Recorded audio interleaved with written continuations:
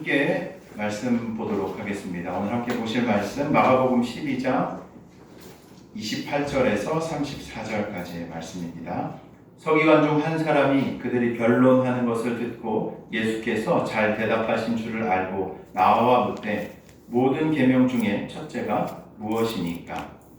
예수께서 대답하시되 첫째는 이것이니 이스라엘아 들으라 주 곧 우리 하나님은 유일한 주시라.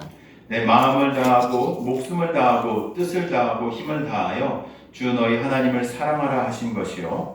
둘째는 이것이니 내 이웃을 내 자신과 같이 사랑하라 하신 것이라. 이보다 더 큰 계명이 없느니라. 서기관이 이르되 선생님이여 옳소이다. 하나님은 한 분이시요 그 외에 다른 이가 없다 하신 말씀이 참이니이다. 또 마음을 다하고 지혜를 다하고 힘을 다하여 하나님을 사랑하는 것과 또 이웃을 자기 자신과 같이 사랑하는 것이 전체로 드리는 모든 번제물과 기타 제물보다 나으니이다. 함께 읽겠습니다. 예수께서 그가 지혜 있게 대답함을 보시고 이르시되 내가 하나님의 나라에서 멀지 않도다 하시니 그 외에 많이 묻는 자가 없더라. 아멘. 할렐루야. 아멘. 네, 반갑습니다. 벌써 2025년 마지막 주일이 이제 왔습니다. 시간이 참 빠르게 흘러가는 것 같아요. 저에게만 그런 걸 수도 있고 또 시간이 좀 느리게 흘러가시는 분들도 계실지는 모르겠어요. 근데 올 한 해를 생각해 보면 벌써 마지막 주일이라고 하는 생각이 들 정도로 어떻게 지나갔는지 모르게 시간이 참 빨리 지나간 것 같습니다. 올 말씀을 준비하면서 올 초에 좀 까마득하더라고요. 올 초에 어떤 계획을 가졌었지, 어떤 생각으로 한 해를 시작했지라는 것들을 좀 기억해 봤습니다. 그래서 올 한 해는 이런 일들을 좀 잘 해 나갔으면 좋겠다라고 했던 게 어렴풋이나마 좀 기억이 나더라고요. 여러분들은 좀 어떠세요? 마지막 주일인데 올 한 해 그 계획하셨던 일들이 잘 여러분 삶 가운데 성취가 되셨습니까? 끄덕끄덕하신 분도 계시고 무슨 얘기인지 기억이 좀 가물가물하네 하시는 분들도 계신 것 같은데 벌써 끝자락에 와 있더라고요. 벌써 한 해가 참 빠르다. 이제 연말에 오면은 자연스럽게 우리 삶을 이렇게 좀 돌아보게 되는 것 같습니다. 그리고 또 한 가지, 신앙인이라면 내가 주님이 허락해 주신 이 한 해에 나의 삶은 조금이라도 주님을 향해 좀 자라갔는가, 내가 주님을 좀 닮아갔는가, 여러 가지 일들이 올 한 해 우리 가운데 있었는데 그 과정과 시간들을 통해서 나는 조금이라도 성숙했는가 라는 질문들을 우리가 이 연말에 던져볼 수밖에 없는 것 같습니다. 근데 저는 좀 쪼고 싶지 않아요. 잘 성장했냐 안 했냐 이런 것보다 조급해질 필요는 없다라는 생각을 또 하게 되고요.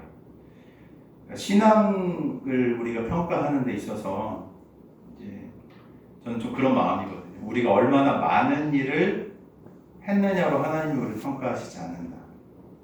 우리가 얼마나 이것도 하고 저것도 하고 막 여러 가지 일들을 했느냐로 하나님이 우리를 평가하시지 않는다라는 생각이 있습니다. 오히려 하나님이 무엇을 물어보실까? 우리의 중심에 한 해를 살아가면서 우리의 중심에 무엇을 품고 살아갔는가를 하나님이 오히려 우리에게 좀 물어보시지 않을까? 주님 앞에 서서 주님 제가 이것도 했고요, 저것도 했고요, 누구도 만났고요, 이 일도 했고요, 없는 이것들 만들어내고요, 이런 거 말고 주님이 우리에게 너는 나와 함께 했니? 네 마음속에는 내가 있었니? 라는 것들을 오히려 주님이 우리에게 좀 물어보시지 않을까 라는 생각들을 좀 하게 되었던 것 같습니다.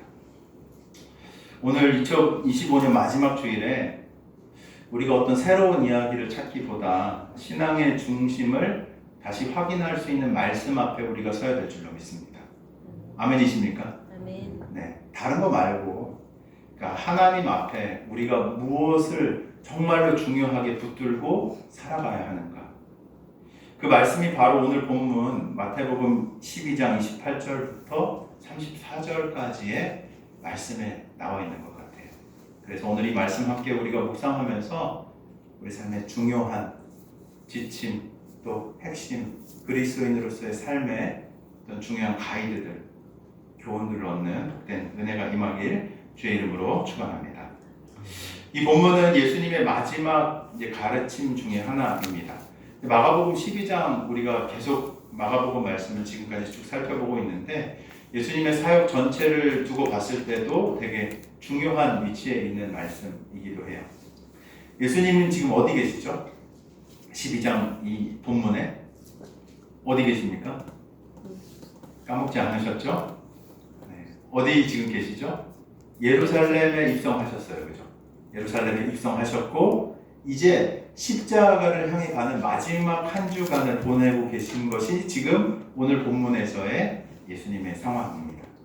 그러니까 고난 주간의 어떤 초입이라고 오늘 본문을 좀 볼 수가 있죠.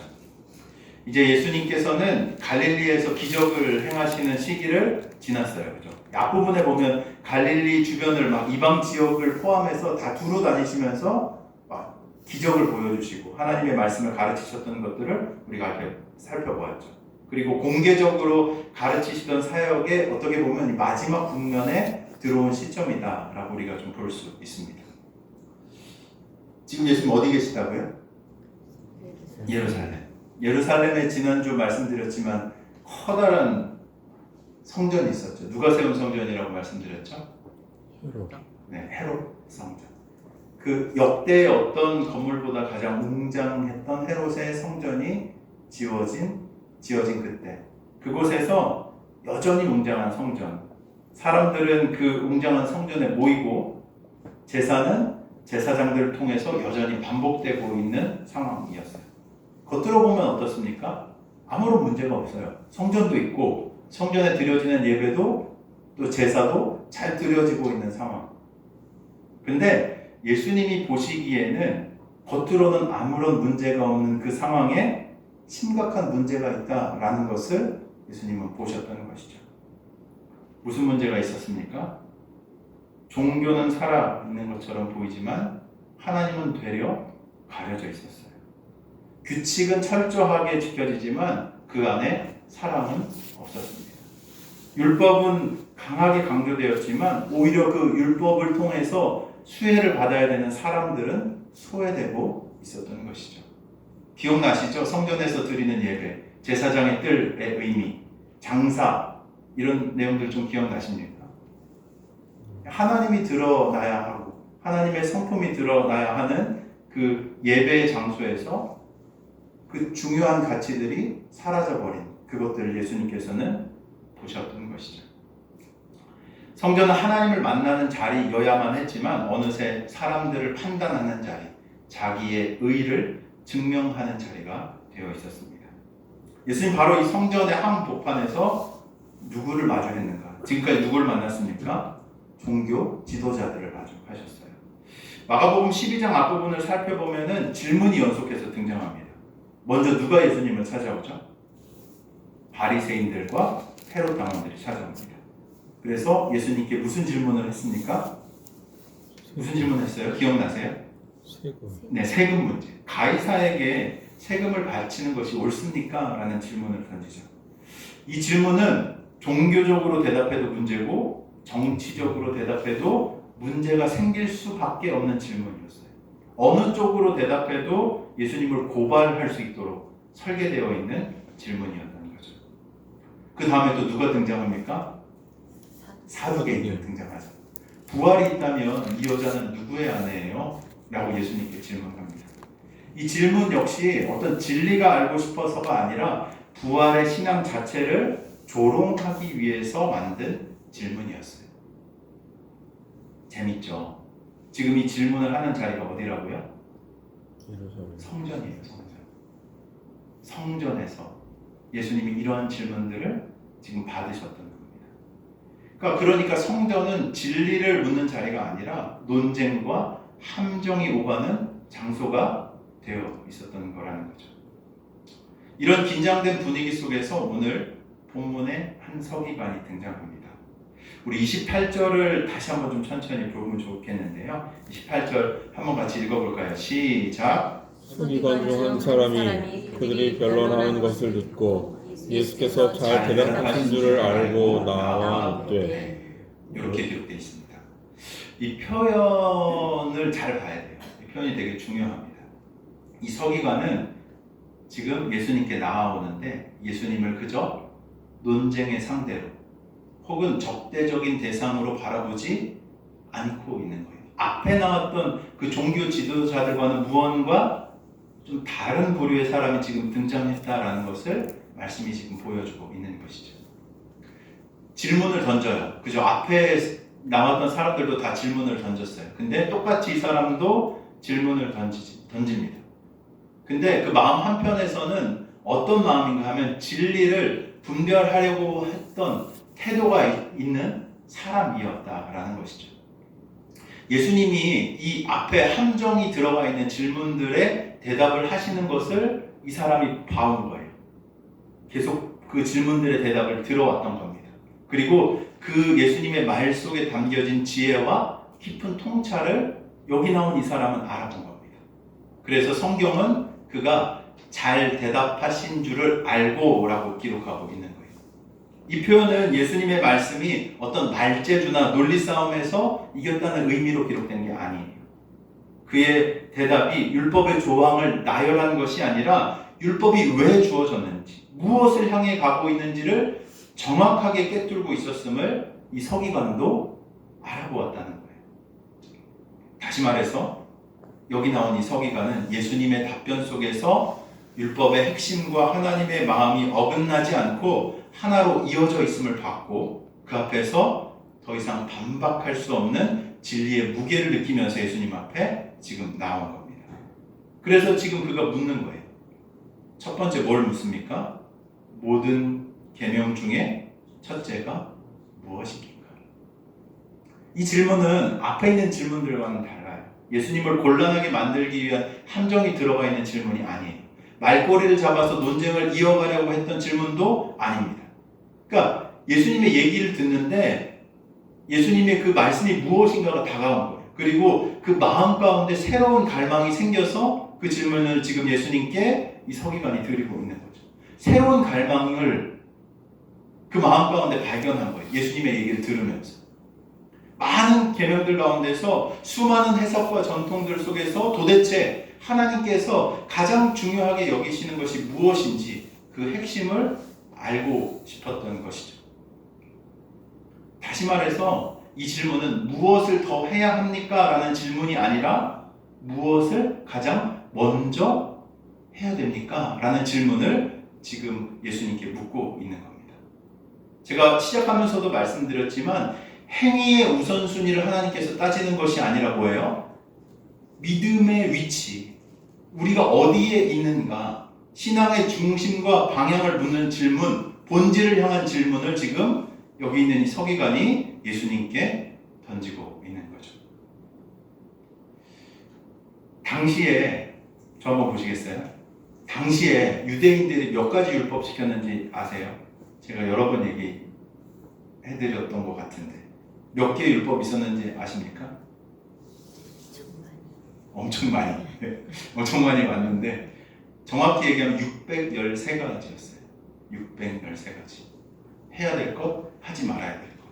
이것을 이 구약의 율법을 이 구약의 하나님의 말씀을 가져와서 해야 될 것, 하지 말아야 될 것을 나눠가지고 몇 개요? 613개의 조항으로 하나님의 말씀을 지키며 살아왔던 사람들이 바로 이 유대인들입니다.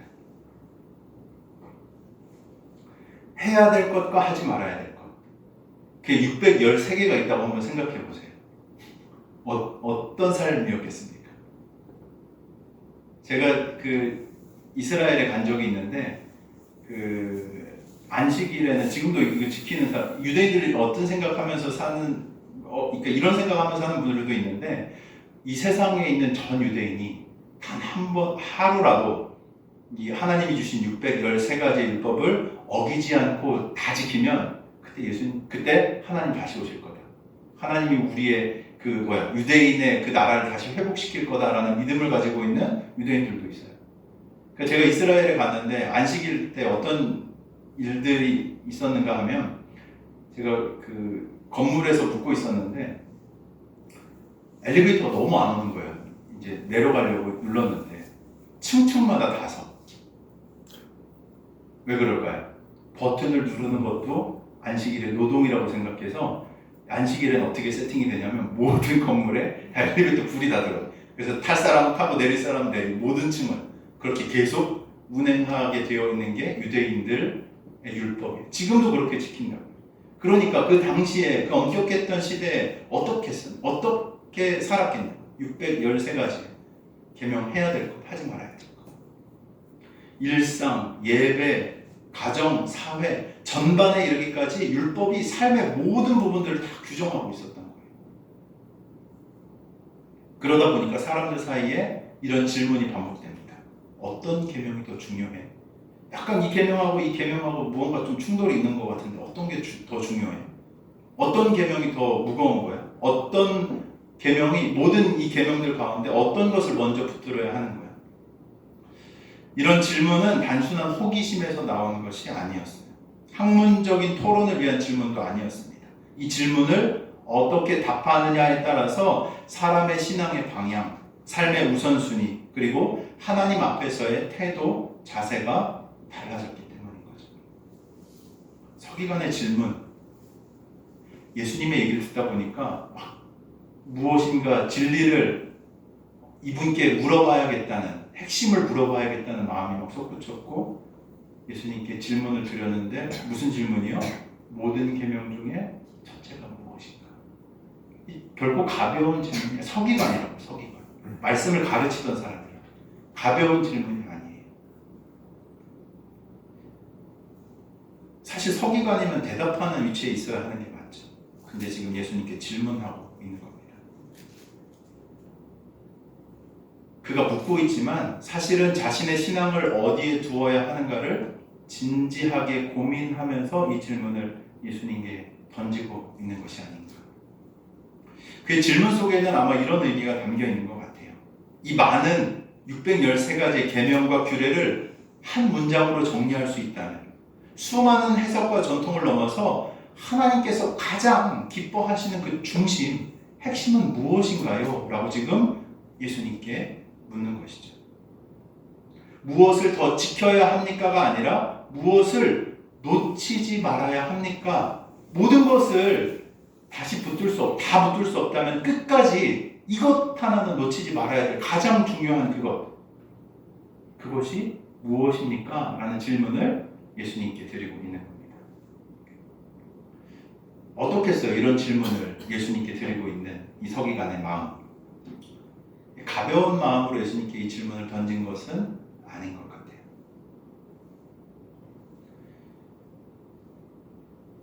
근데 이 질문을 저도 좀 묵상을 하면서 이 먼 옛날 2000년 전 예수님을 만났던 이 서기관의 질문이 단순히 그 사람만의 질문은 아니다라는 생각을 또 하게 됐습니다. 2025년 마지막 주일 저희가 보내고 있잖아요. 지금 예배드리고 있습니다. 근데 우리에게도 동일하게 다가오는 질문이 바로 이 질문이 아닌가. 뭐요? 모든 계명 중에 가장 첫째가 무엇인가?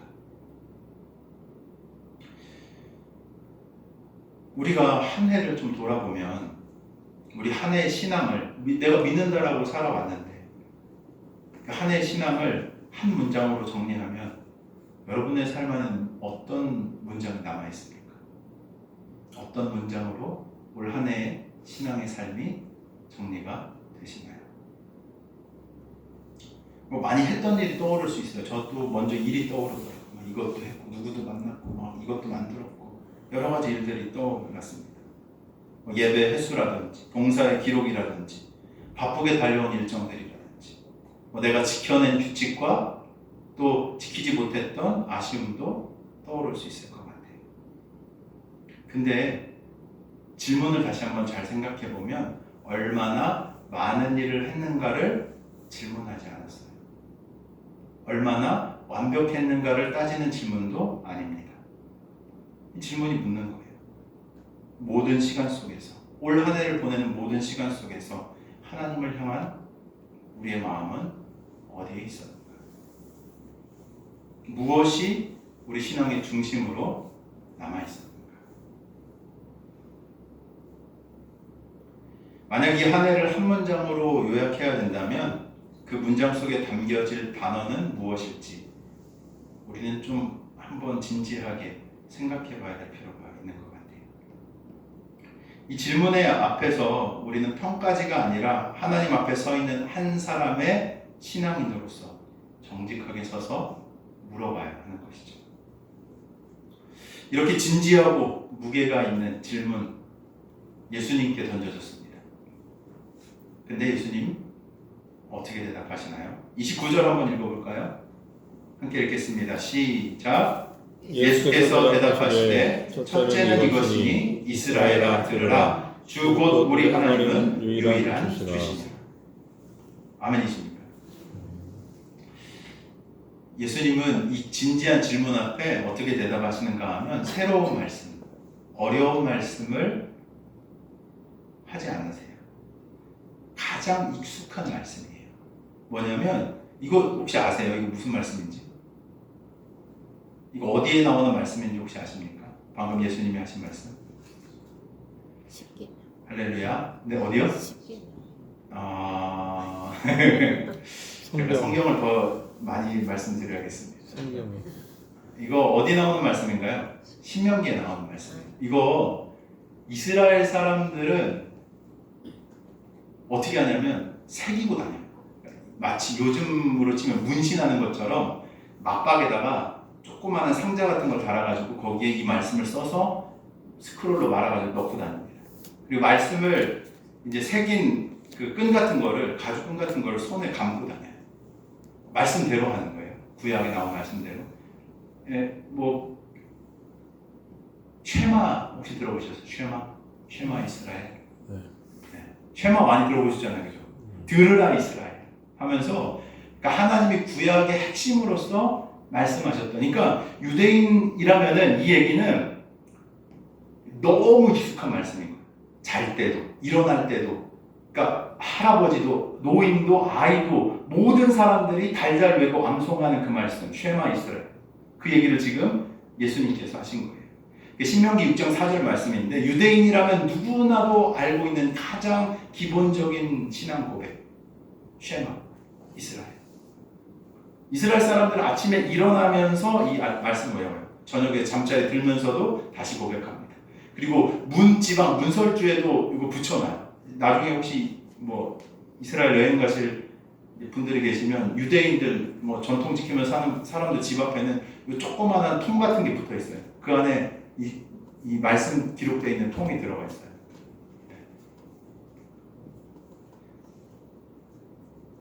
너무 익숙해서 설명이 필요 없을 만큼 그들의 일상 안에 스며들어 있는 말씀, 쉐마 이스라엘. 다 아는 말씀이고 익숙한 그 말씀. 근데 문제는 무엇인가? 문제는 무엇인가? 이 고백이 입에는 익숙했지만 삶의 선택과 방향을 결정하는 중심에는 밀려나 있었다는 거예요. 이 쉐마 이스라엘의 내용 뭔지 아세요? 하나님은 유일한 주이시다. 하나님은 뭐요? 유일한 주, 나의 주인이시다라는 고백이에요. 내 삶의 모든 것을 결정하는 주인이시다라는 고백입니다. 근데 정작 실제로는 누가 주인이에요? 다른 것들이. 내 기준이, 내 스스로가, 재정이 주인이 되어서 마음의 중심을 차지하고 모든 선택과 결정을 내리도록 해온다는 것이죠. 성공, 안정, 체면, 종교적인 열심, 혹은 사람들의 평가가 나보다 하나님의 평가, 하나님보다 더 큰 자리를 차지하면서 사람들이 살아간다는 것이 문제였다는 거예요. 그래서 예수님 새로운 계명 다시 얘기하신 게 아니에요.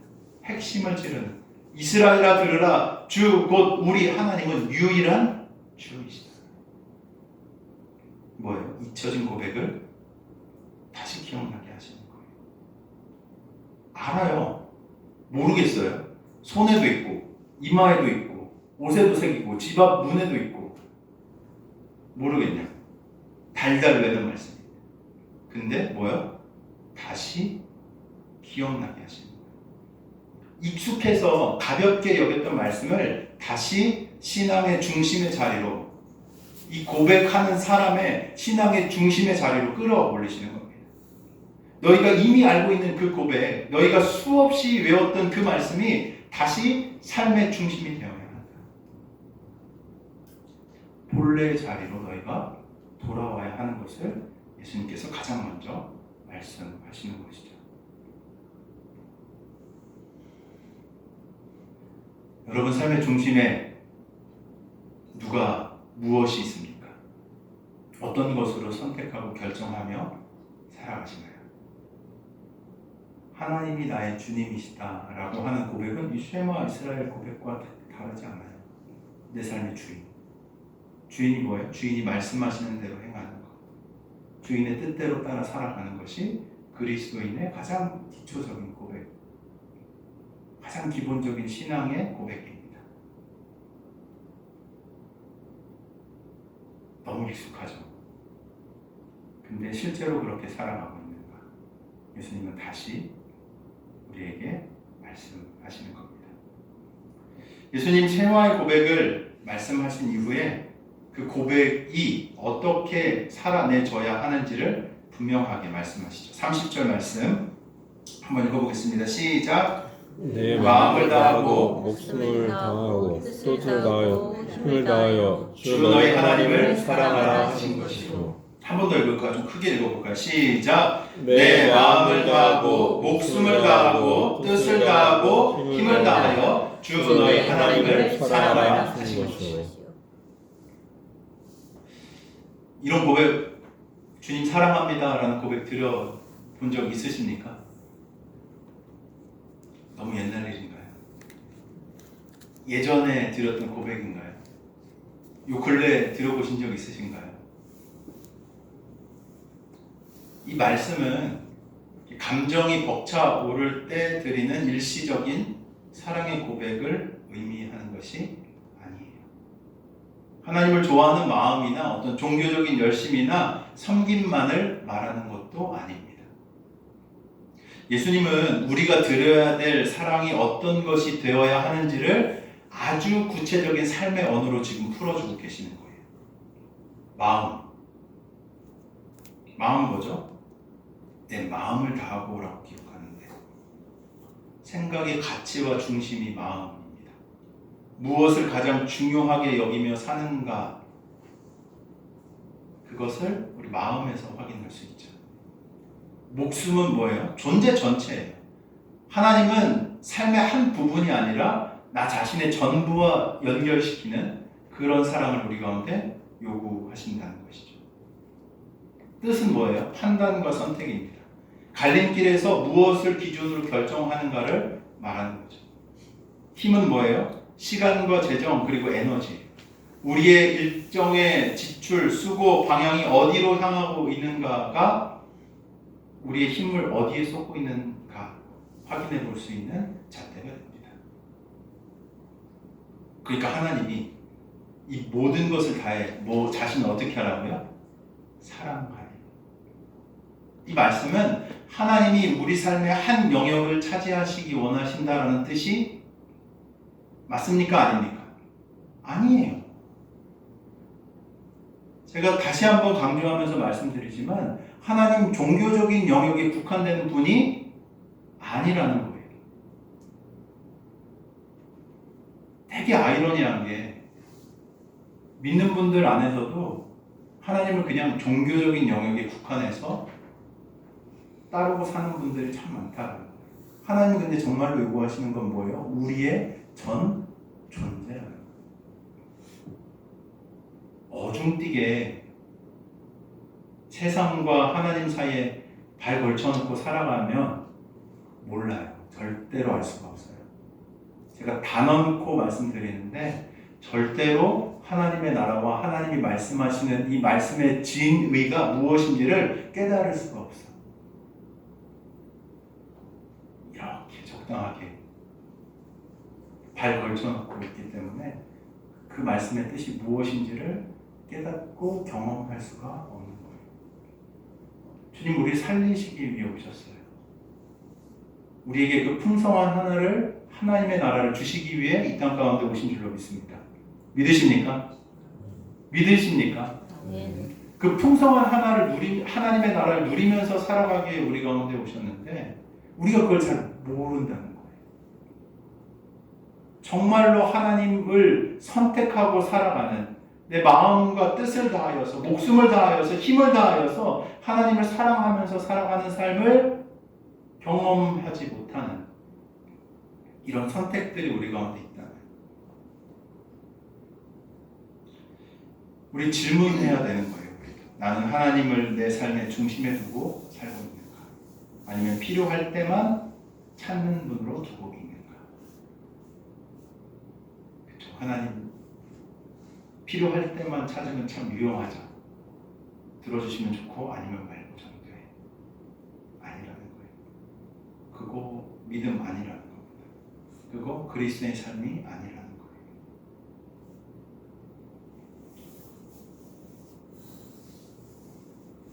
주님 오늘도 말씀하십니다. 나를 삶의 가장자리에 두지 말고 다시 중심으로 오셔라. 중심으로 오셔라. 예수님 여기서 멈추지 않으십니다. 하나님 사랑하는 것에 가장 큰 계명을 말씀하신 후에 곧바로 이렇게 덧붙이시죠. 둘째 뭐라고 예수님 얘기하세요? 둘째는 이것이니 뭐요? 내 이웃을 내 자신과 같이 사랑하라. 예수님은 첫째 계명만으로 신앙이 완성된다고 말씀하지 않으세요. 하나님을 사랑한다고 고백하는 신앙은 반드시 어떤 모습이 나타나게 되어 있는가 하면 이웃을 향한 사랑으로 흘러가는 모습이 나타나야 하는 겁니다.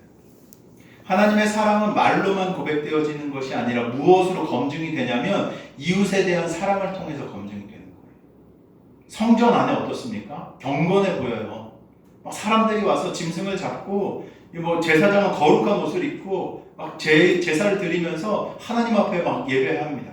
근데 그 앞에 삶의 자리, 이방인들은 무시당하고 하나님 앞에 돈 없는 자들은 나올 수 없고 하는 그런 종교적인 폐단과 말도 안 되는 일들이 그 앞에서 성전 안에서 벌어졌던 거예요. 경건해 보였지만 삶의 자리에 정말로 주님이 긍휼히 여겼던 이방인들, 외국인들, 고아와 가난한 자, 소외받는 자 그들을 위해서 하나님이 그 자리를 허락해 주셨지만 그들이 그것을 무시하고 종교적인 열심에 가득했던 것.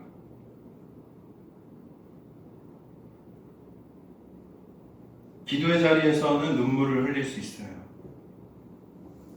고통받는 이웃 앞에서 등을 돌린다면 그 신앙은 아직 목적지에 도착하지 못한 신앙인 것이죠. 하나님을 향한 사랑은 사람을 향한 사랑으로 반드시 이어지게 되어 있습니다. 그리고 그 연결이 끊어질 때 신앙은 형식만 남게 되는 것이죠. 이 얘기를 들은 서기관 32절, 33절 같이 한번 좀 읽어볼까요? 시작.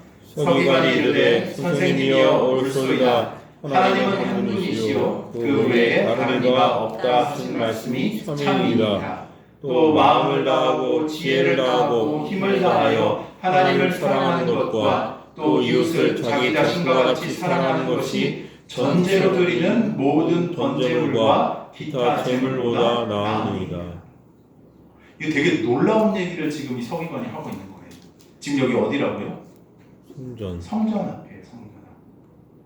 그 성전 앞에서 지금 어떤 얘기를 하고 있는가 하면 당시에 그 폐단, 이 종교적인 어그러짐을 정면으로 부정하면서 참 하나님을 따라 살아가는 것이 무엇인지를 지금 바로 그 현장에서 고백하고 있는 겁니다. 율법과 제사가 신앙의 가장 높은 자리에 놓여 있던 그때에 서기관 분명히 얘기하죠.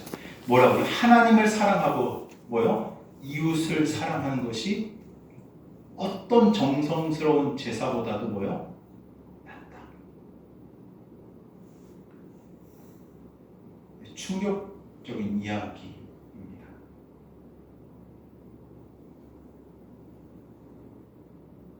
고백은 이렇게 정리할 수 있어요. 제사보다 사랑, 형식보다 삶, 반복보다 진심.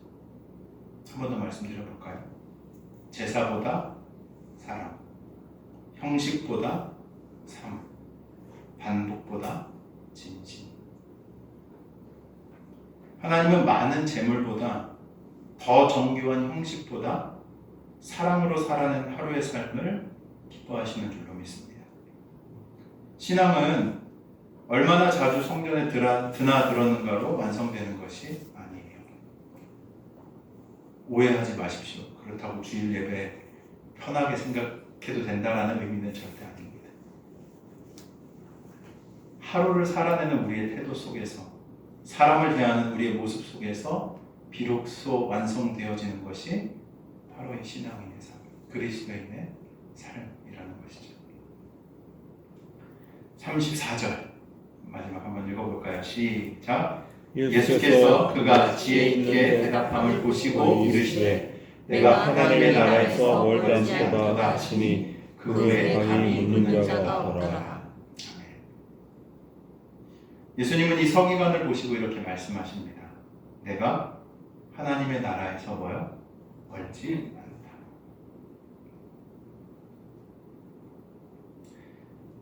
서기관 하나님의 나라에 도착했나요?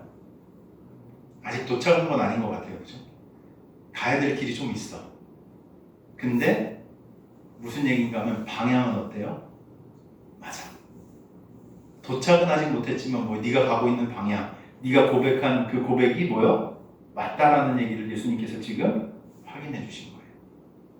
서기관 어떤 사람이라고 말씀드렸죠? 율법을 가르치는 사람이에요. 율법을 잘 알고 있었던 사람이란 말이에요. 제사를 그리고 정말로 중요하게 여겼던 사람 아니었겠습니까? 율법을 가르치면서 자기가 지키지 않으면 그 가르치는 거에 힘이 있을까요? 없을까요? 없겠죠. 지나 잘하지. 이런 얘기 듣지 않겠습니까? 철저하게 율법을 지켰던 사람이 바로 그였어요. 근데 그 고백이 그 예수님 앞에서 고백했던 그 고백이 주님 맞다라고 말씀하시는 거예요. 이제 그가 아는 신앙에서 그의 삶이 뭐예요? 살아내는 신앙의 문 앞까지 이 서기관은 지금 온 것 같아요. 이 얘기를 드리면서 예수님은 그에게 더 많은 지식이나 어떤 율법, 규례를 요구하지 않으셨어요. 더 복잡한 규칙을 덧붙이지도 않으셨습니다. 예수님 이렇게 얘기하시는 거예요. 이제 네가 알고 있는 그 진리대로 뭐요? 그 삶을 살아라. 네가 알고 있는 그 진리대로 그 삶을 살아내라 라고 예수님이 말씀하시는 거죠. 말로 고백하던 신앙에서 하나님 사람을 삶의 중심에 두고 살아가며 머리로만 이해하던 이웃 사람을 일상의 자리에서 실천하라는 예수님의 초대인 것이죠.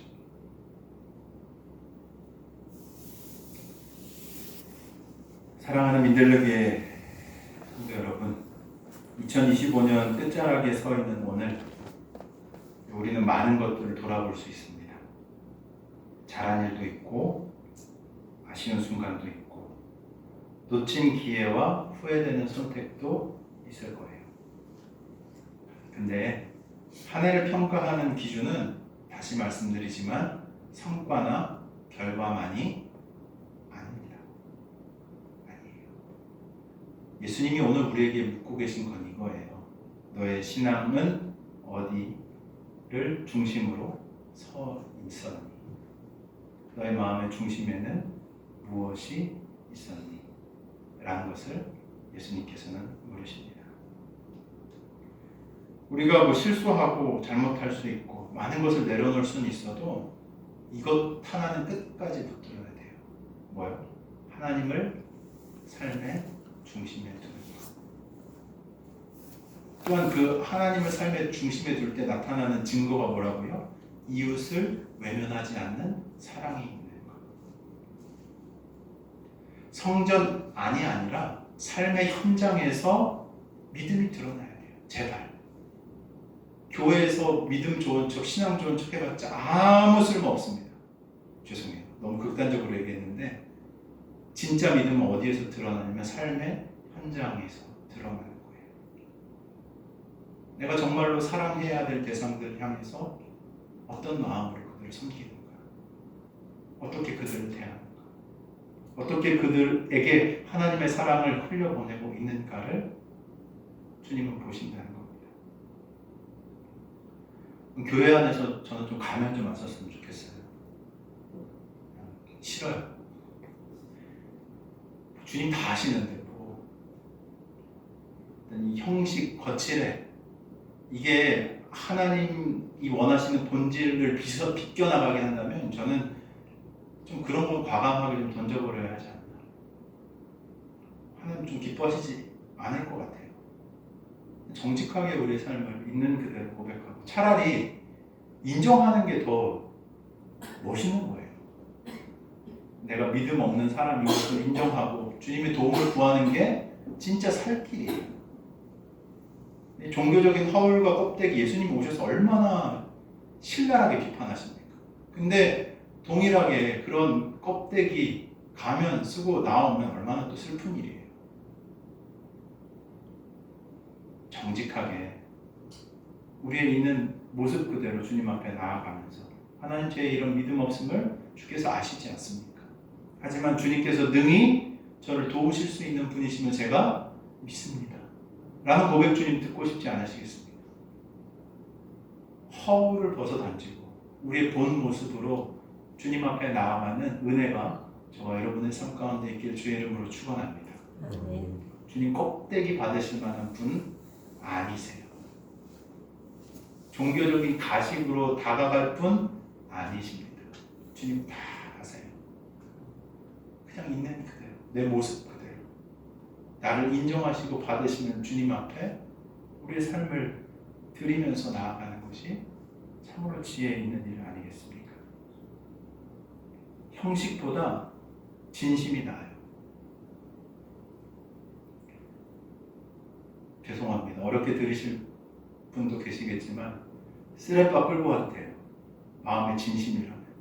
근데 저는 그렇긴 한데 좀 잘 차려입고 이렇게 드리고 싶은 마음이 있어서 그렇긴 한데 진심이라면 진심이 더 중요한 거예요. 외형이 중요한 게 아니라는 말씀을 드리는 겁니다. 우리가 정말로 어떤 마음으로 주님 앞에 나와서 주님을 예배하는가. 주님 그거 보신다니까요. 저한테 보여주려고 오시는 것도 아니에요. 누구요? 주님 앞에. 주님 앞에 우리가 나와서 예배하는 자.